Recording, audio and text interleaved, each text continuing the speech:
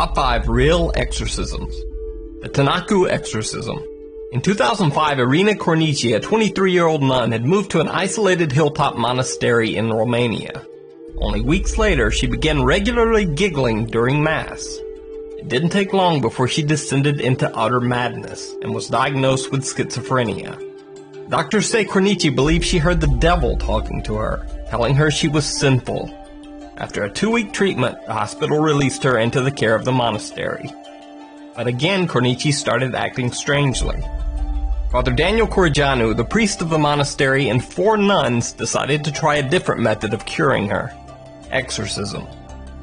They bound Cornici to a cross, gagged her with a towel, and left her in a dank room at the convent for 3 days without food, where she died of suffocation and dehydration. The shocking case was widely publicized throughout the world, following a lengthy trial where the 5 were convicted of murdering Cornici. Just before his arrest, the 29-year-old priest stated during a Romanian TV interview, "You can't take the devil out of people with pills." Clara Germana Sela. In 1906, Clara Germana Sela was a 16-year-old orphan girl at St. Michael's Mission in Natal, South Africa. The story goes that Clara, who had lost all hope, made a pact with Satan. She soon began exhibiting odd behavior. She spoke and understood languages that were previously unknown to her, and she demonstrated clairvoyance by revealing strangers' most intimate secrets.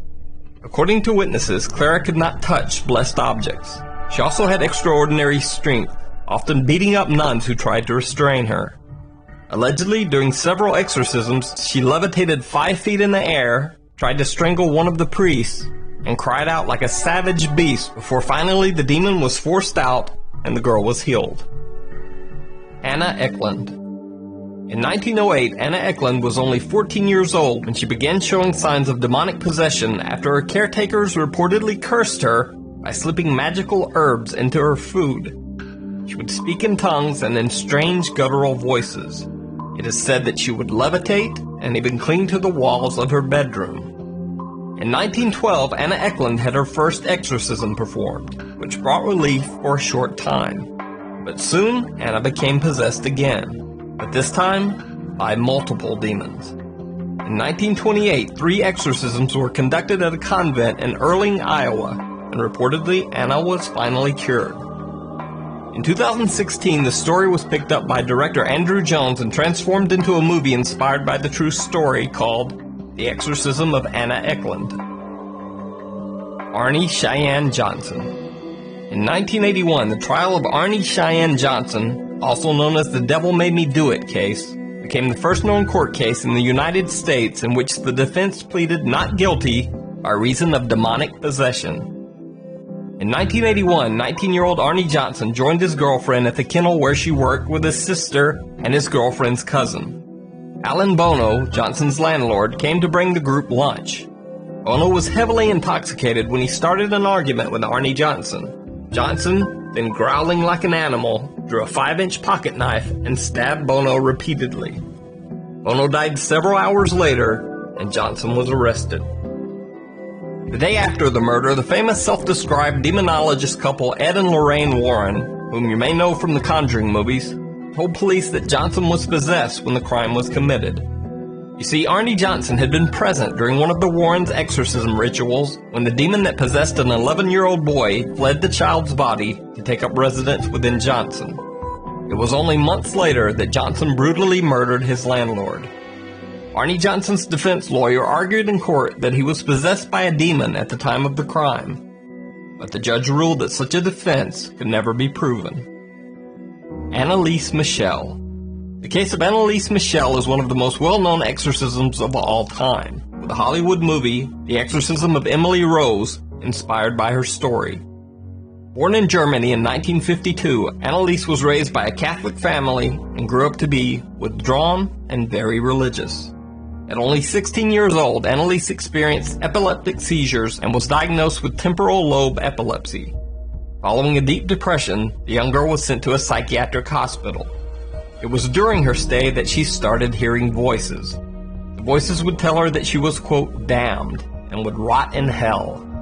Annalise was prescribed anti-convulsion drugs for continuous seizures and a drug used to treat various psychoses, including schizophrenia, disturbed behavior, and delusions. However, her health did not improve, and Annalise began to attribute it to demonic possession.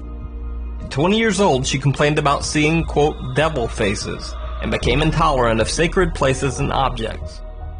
Convinced that her problems were not medical, Annalise left the psychiatric hospital and went to San Damiano, a church near Assisi, Italy.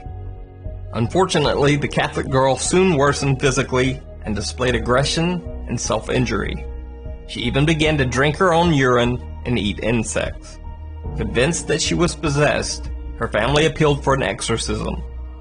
Though the appeal was rejected at first, 2 priests finally got permission from the local bishop in 1975.